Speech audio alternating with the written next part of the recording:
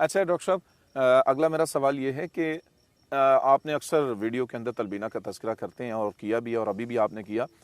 तलबीना बनाने का एक तो तरीका बता दीजिएगा। तलबीना बनाने का तरीका, जी मेरे मोहतरम भाई और बहनों, हमारे घर में जो तरीका है जिससे हम बनाते हैं, ऐसे। हम सबसे पहले जौ को भिगो के रख देते हैं। जी ठीक। ये जो जौ का दलिया है इसको भिगो के रख देते हैं ताकि उसके अंदर जो छिलके वगैरह होते हैं वो पानी के ऊपर आ जाते हैं। जी सही। फिर इसको पानी के अंदर बाकायदा 1.5 से 2 घंटे इसको पकाया जाता है ताकि ये गल जाए।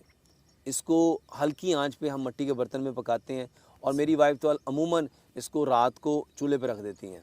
ज़बरदस्त, बेहतरीन। इसको पहले पानी में इसको गलाया जाता है जी, और उसके बाद अब इसमें दूध मिला के इसको पकाया जाता है और फिर हम उसमें बादाम, काजू, पिस्ता, अखरोट, सफ़ेद तिल, खशखाश, सौंफ, किशमिश, चारों मगज़ इसको भी डाल सकते हैं। आप इसमें खजूरें भी डाल सकते हैं, जो आपका दिल चाहता है।